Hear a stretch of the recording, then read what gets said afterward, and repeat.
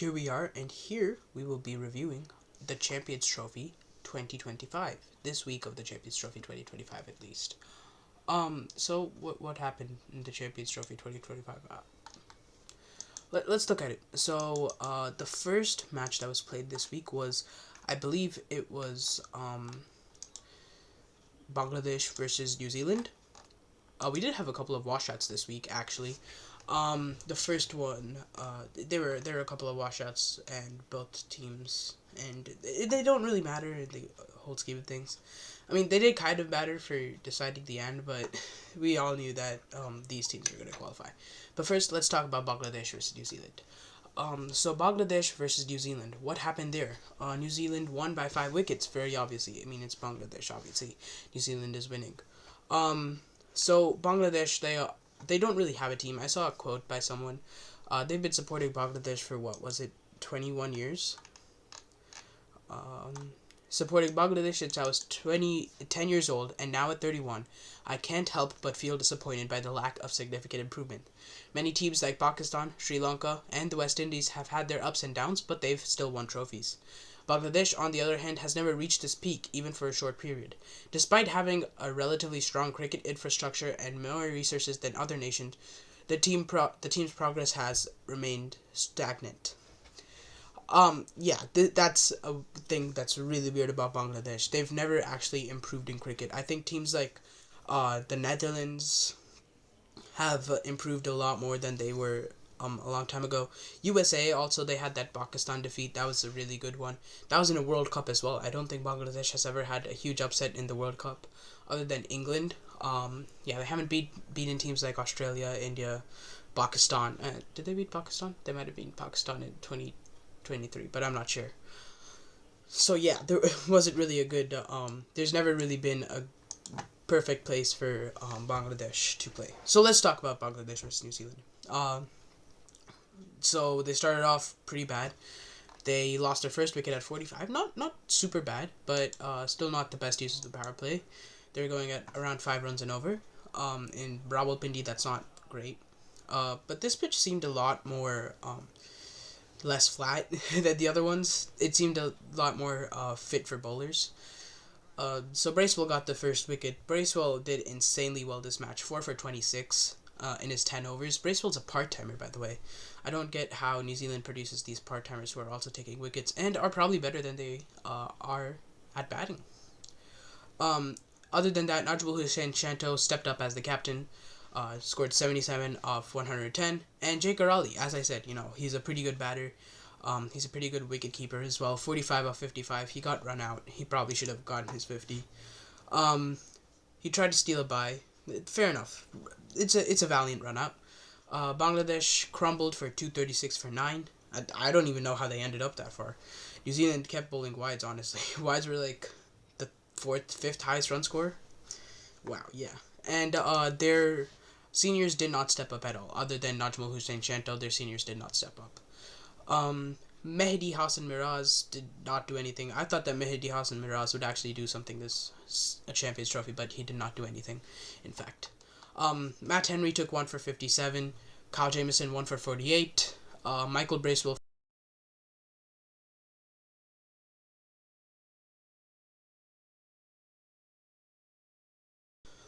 Bangladesh's strength, though, was like always in their bowling attack. So let's see what they did on the bowling side. They did get New Zealand down for 15 for 2, if I'm not wrong. Yeah, Kane Williamson fell his 15 for 2. Will Young was bowled, maiden wicket first over Tuscan Ahmed. I predicted him to do well. Wicket maiden. Will Young got out. And then Conway, he tried to play well. He did play quite well, but he slowed down a lot. It was like a really slow knock. But it is justified for the situation. Honestly, 15 for 2. He did play a special knock. Rachin Ravindra came in at 15 for 2, ended up scoring 100 and winning the game for New Zealand. Tom Latham did come in and finally scored another 50. Tom Latham scored a century and a 50. That is surprising. Actually, his form has been pretty solid since the Champions Trophy started. And this is the first time I'm actually seeing him score a lot more. 55 of 76, still a pretty slow knock, but good enough in this case because they were only chasing like 237, right?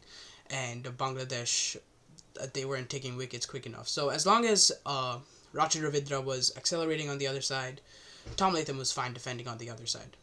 But he was eventually run out by Mahmudullah. It was a very good run out as well. Very good piece of fielding. Direct hit by Mahmudullah. And Glenn Phillips and Michael Bracewell took the match for New Zealand. Nothing really on the bowling side, as I said. 1 for 28 for Tuscan Ahmed. He played really well that match. Nahid Rana 1 for 43. He's pretty young, so I think it is fair to say that he'll be a pretty good Bangladeshi bowler in the future. Mustafa Zir performing as always, and Rashad Hussain. I think he's a really good Bangladeshi bowler. I think he's one for the future. He's only played a couple of ODIs now, and he's definitely proven himself. He's just a little bit more on the expensive side, but that's what usually happens for leg spinners, so I don't really care about that. But he is a pretty good cricketer anyway. So New Zealand won the first match by 5 wickets this week, and there was also, after that, Australia and South Africa were supposed to play, the two best teams in the Group B, and that was abandoned. Afghanistan versus England. It's not a set if it happens more than once, man. Afghanistan is a really good cricket team right now. It wasn't really a nail biter. Most people are saying it is a nail biter. I mean, it was Adil Rashid versus ODI Cricketer of the Year last year, so I don't think it was very much a nail biter until I think it was a nail biter, but only like until England were like 6 down. Once they're 6 down, there's no way that they're chasing that. Once Joe Root left, there's 7 down. Once Joe Root left, there was no way that they were chasing that. So England honestly got off to a good start with the ball. Jofra Archer removed Ramanullah Gurbaz in 4 overs pretty easily. Gurbaz is a pretty good player. He's a very significant part of Afghanistan's batting lineup. So I do recommend so taking his wicket early is essential. Ramanullah Gurbaz's wicket early is essential. And that was also Archer's 50th ODI wicket. Archer, for the amount of years he has been playing, he has not played enough ODI cricket. 50th ODI wicket. He debuted in like 2016, right? Archer, he's just fast. He's not good anymore. 2019, he debuted in 2019. 6 years. 50 ODI wickets. Are you serious? I'm pretty sure he hasn't played a lot of ODIs. He's played 31 ODIs, 54 wickets. Not a great amount, but still, it's not good. So he removed Ramanullah Gurbaz, and then Sadiq Atal also went. Sadiq Allah Atal. I don't even know who that is. Honestly, I've heard of Sadiq Allah Atal. I think he is a good player, but he hasn't played enough ODIs for me to like actually judge him. That was his ODI debut, by the way. Oh, sorry, no, it wasn't. That was his 8th ODI only. So, or 8th ODI innings only. So, I wouldn't judge him too early. Ramat Shah, he also got out early. And Archer removed 3 for, 37? They were 3 for 37 when, their number 5 came in, who was Hashmatullah Shahidi. Shahidi, 59.7 strike rate. Shahidi's not a very good batter. I don't know what it is with Afghanistan and choosing really slow ODI batters as their captains, but I don't really want Hashmatullah Shahidi as a captain. I'm gonna be honest, but he did try and play well. He tried his best. He got out to Adil Rashid. There was a peach of delivery. Shahidi, he kind of just misjudged the length and tries to go for a reverse sweep, and he got bowled by Rashid. I don't think it was a particularly good delivery as much as it was Hashmatullah Shahidi's mistake. So, I'm not really going to consider it. But he should have played at least a little faster, even though they were at 3 for 37. Ibrahim Zadran was there on the other end, though. As the opener, 177 off of 146. It's not even that turn at number 4. I don't know why Jamie Smith is playing at number 3, by the way. I think that's really stupid of them. He's not a number 3 player. Jamie Smith is not a number 3 player.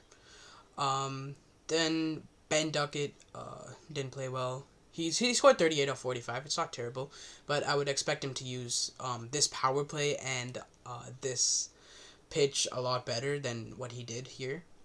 Harry Brook, he scored 25 of 21. Joe Root was the main star of this though. 120 of 111. He almost pulled it off. He had to run with Joe Root and he was still struggling. Livingston didn't play well. Overton tried to play well, but he couldn't do anything. And then there's no way that you're getting past. Once you're down to like Livingston, you're basically won the game. Let's be honest. Jamie Overton, he's just coming in. He's 30 years old. He's only played 5 ODIs, so you never know. With this English, it's not even this particularly good English side, but Afghanistan, they definitely did something special here.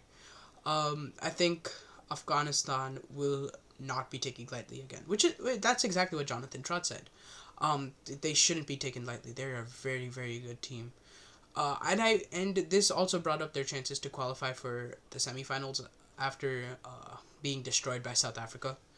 But Afghanistan did play well. That is a valiant effort from Afghanistan.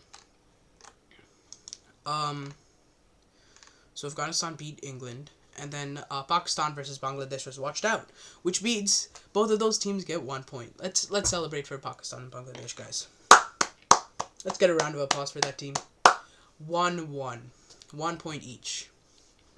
Can we get another round of applause? That was an absolute shit show from both of them. Bangladesh, they're always bad. Pakistan, I expected them to do better. This is their home ground. They should have done much better. They only won 1 match. No, they didn't even win a single match in Pakistan. They hosted they hosted the Champions Trophy to not win a single match. What the hell, dude? That sucks. I thought that I'm just not even gonna lie. I thought that they do extremely well. They're a pretty good team. Let's be honest. Pakistan, they just won an ODI series. They're coming off of 2 ODI series wins, and yet they don't go into the final or semifinal even. I thought that they were going to qualify. You saw my prediction video. If you didn't, there's no point in watching it. But I thought that they would. I thought that they would qualify for semifinals, honestly, but they didn't, which is very surprising to me. I thought that they would at least give a tough fight. They didn't even do that. They didn't win a single game. I think it was with Babar opening. I did talk about this in my India versus Pakistan video, so go watch that if you want to know more about this, why this Pakistan team was so shit. Afghanistan versus Australia. What is going on here, man? So this match also got rained out. Travis Head, though, he made me believe that he was out of form. I'm not even gonna lie, for a second there. 59 off 40, just smashed the hell out of the Afghan bowlers, and now I'm scared for my life in the semifinals. Afghanistan, they tried to play well. Definitely a good innings from both Sadiqullah Atal. I don't know how to pronounce that, and Azmatullah Omarzai. 67 off 63 for Azmatullah, 85 off of 95 for Atal. It was a pretty good innings. It wasn't like anything special. This is a pretty flat pitch, so you do expect them to do better, but it's fine. I think 273 against this Australian bowling against this is pretty defendable for this Afghanistan team, but God damn, Travis Head just went insane. It wasn't a deal, there wasn't enough time for a DLS method, so Australia could not win. But it was a no result. Both teams got 1 point, and that also decreased Afghanistan's chances to qualify for the semifinals. I think they could have pulled it back, honestly, but let's be honest, there's no way that they're pulling that back. So then it went down to England to win by what was it? I think it was 200. I think it was 100 something runs, 150 something runs to win for Afghanistan to qualify, and England didn't even score once, and England didn't even score 200 runs. They scored 180 runs, 179 runs, left a target of 180 for South Africa to chase. Obviously, South Africa could have gone for 15, and they would have been fine, but So this Jamie Smith at number 3 thing. Jamie Smith isn't even a white ball player, let alone a number 3 player in the ODI format. You can't put Jamie Smith in the ODI format, dude. I think his list A stats say that for himself. So let's not talk about Jamie Smith in the ODI format ever again, please. Joe Root should have played there. England didn't even do anything that innings. It's not even worth talking about. Marco Jensen 3 for 39. Leon Mulder 3 for 25. I think Leon Mulder is pretty underrated, if I'm gonna be honest. He didn't take big wickets, but he did take the wicket of Joe Root, which is very, very, very important. For South Africa winning this match. Leon Mulder played. He had a pretty good test season as well. I think he played well versus Bangladesh. I think Leon Mulder is just a pretty good player, honestly, overall. He's also a solid all-rounder. He's a solid batter, sorry. Marco Jensen, he's also pretty underrated, if I'm going to be honest. Got the top 3 wickets. That's probably the hardest ones to get. Duckett chipped it straight to Jensen. I think Jensen's also a really good fielder, so Jensen's one to watch for the future. And so is Mulder, actually. Mulder is only like 29, I believe. 27.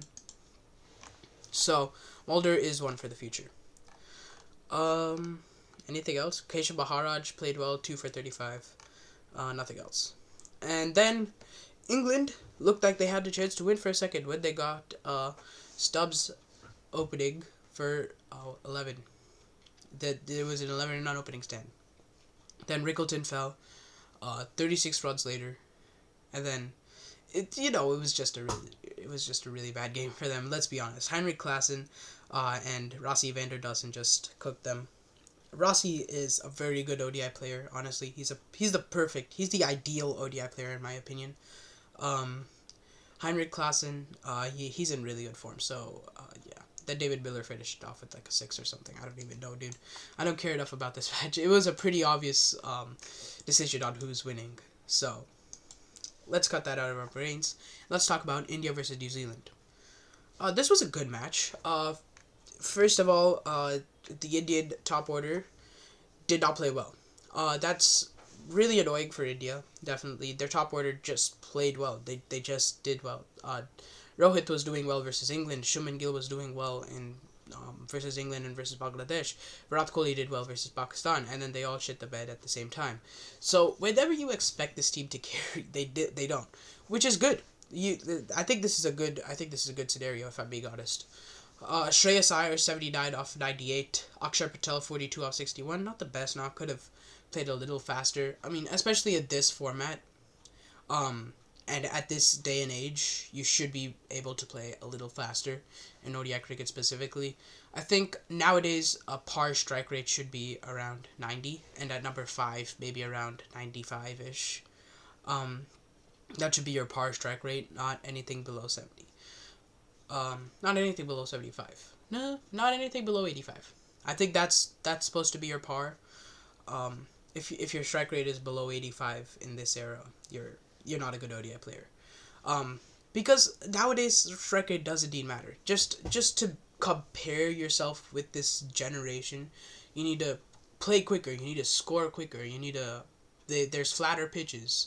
There's power plays now. You need to lock in and score fast. I personally love the 250 to 260 scores ish. That's why ODI was my favorite format, because the 270 scores ish, they look like an easy total to chase, but it isn't. It's pretty tricky to chase a 270 total of 270. That's why ODI cricket was my favorite format. But I think matches like these, they definitely do prove that current ODI cricket is still alive. But you still have to play faster. It is still the current age. You can't just not play at the current speed that they are right now. I mean, I guess it was a tougher pitch, so maybe a strike rate of 85 is good enough.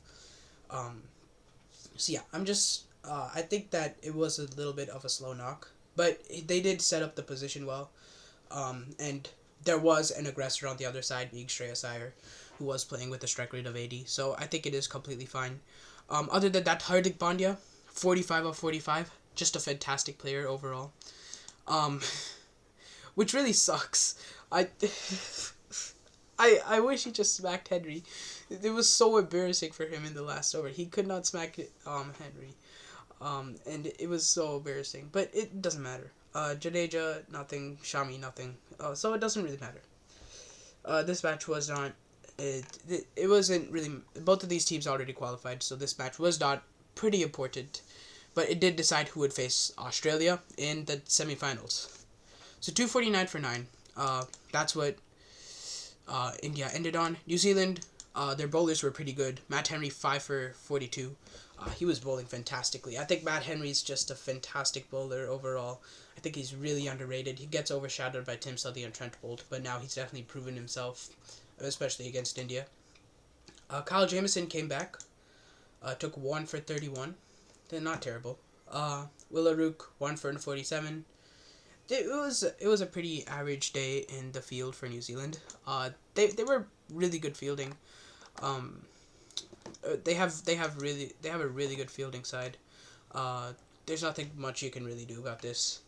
So 249. I think it's not a par score, but it is defendable. Definitely 250 is definitely defendable.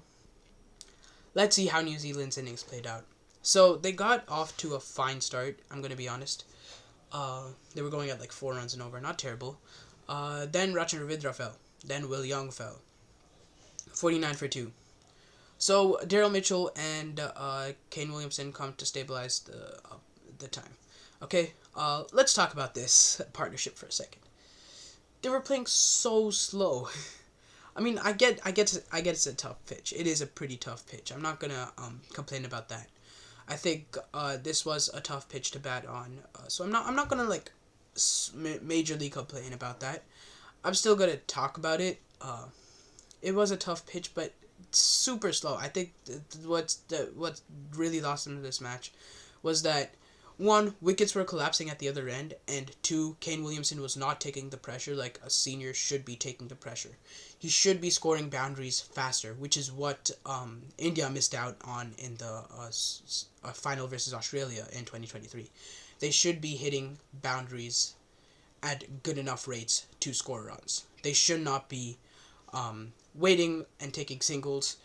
Sure, take singles, but convert those singles into doubles. Convert those doubles into triples. Convert those triples into quadruples. They should be running at least. I think a prime example of this. Mitchell Santner and Kane Williamson were running between the wickets.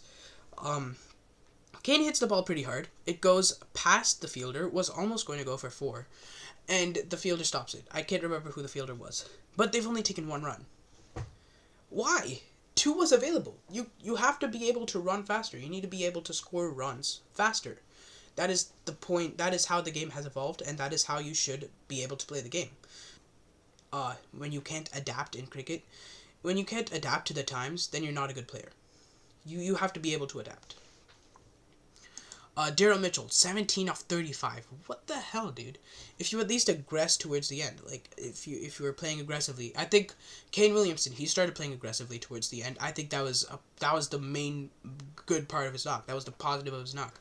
Yeah, sure, he was at 62 off 100 at some point, but he did end up scoring 19 off 20 later on and was planning on aggressing. And he did step out versus Akshar Patel, and that's how he got out.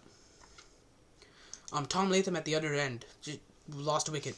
Glad Phillips at the other end, gone. Varun Chakravarti, just destroyed these guys. Varun Chakravarti was insane, dude. 5 for 42. This is his first time taking a 5 for India and winning the game. I love Varun Chakravarti. I'm not even gonna lie. He was made a scapegoat for no reason. So I think that Varun Chakravarti, he should be playing the semifinal. If the pitch is still like the same pitch that it is right now, if it's like flatter or if it's more for pacers, bring back Harshit Rana. But I think Varun Chakravarti for now should be playing here. As I said, you should be able to play faster for the time. I think if you're an all-rounder like Akshar Patel, it's excusable. But if you're a pure batter like Kane Williamson is, I think the positive about this knock was that Kane Williamson was planning on aggressing. That's why he stepped out. But you have to also be sensible with it. There's a very, very, very thin line between being sensible with it and playing aggressively and accelerating. Accelerating specifically. I don't care if you're playing 50-50 off what 75 and 1, and then you end up scoring 100 off of the 90 balls. That could definitely happen. I don't like maybe the team wasn't stable before, so that's why you're playing really slow, and then you end up aggressing further. That doesn't matter. He was planning on aggressing further, but I don't blame him completely for this loss, obviously, but I think he could have played a little faster and taking on the pressure as a senior should be doing. That's it. Seniors didn't really take on the pressure that he was supposed to, and that's why New Zealand lost this match. So that leaves India in the semifinals versus Australia. I would have opted to lose this, if I'm going to be honest. I would have loved to lose this game. Just to not face Australia in the semifinals. But we are, so that sucks. Australia will be facing India in the semifinals. Okay, so who is going to win the semifinal? It's happening Tuesday. Oh, God, I won't be watching this then. Australia versus India. Who's going to be winning the semifinal? Let's talk about it. Win predictor says... What does win predictor say?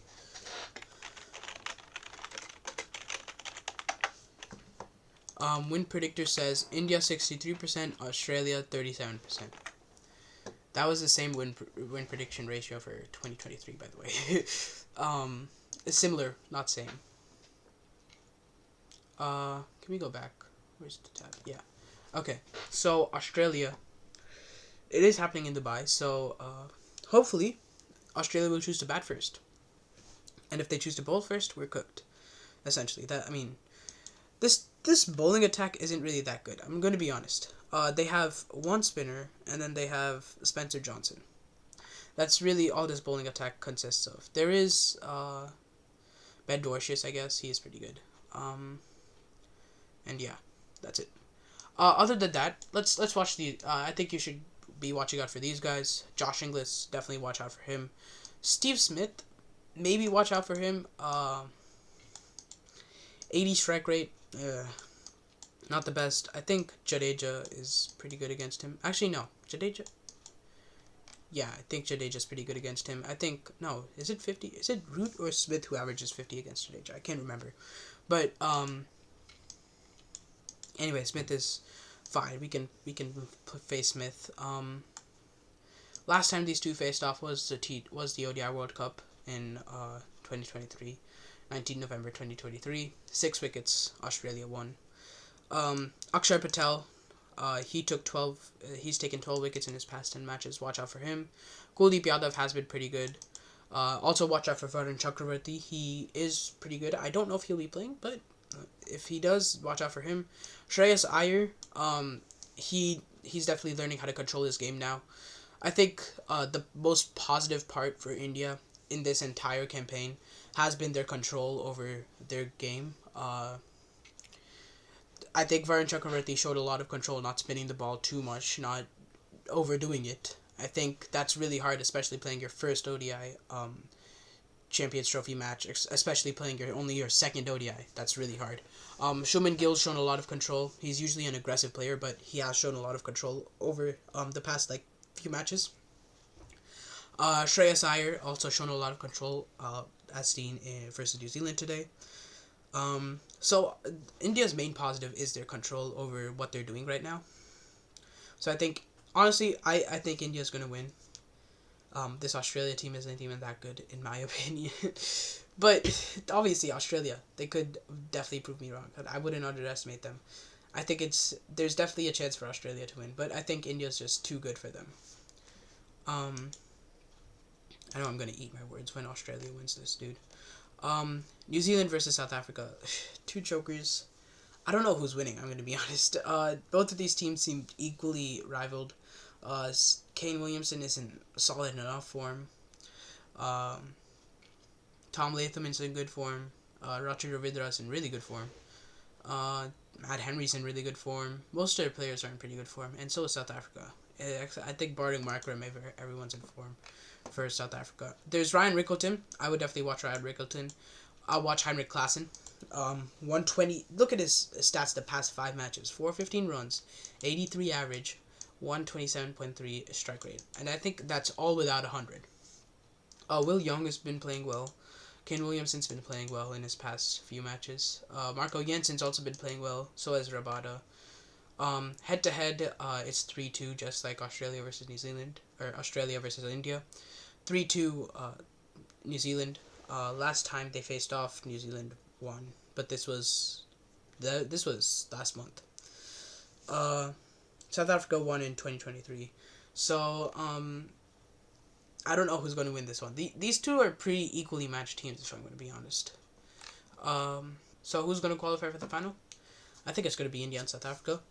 Again, I think India and South Africa, 2024 and 2025, or yeah, 2024 and 2025, just to lose it. South Africa is just qualifying to lose it. I think India's transition has been really good. Unlike other teams' transitions who have not been as good as they are, as good as India's is. So I think India's doing really well right now. Definitely have some confidence coming into the semifinals. And just maybe, Rohit Sharma might finally win the toss. And that's where we'll end it. See you next week. Bye.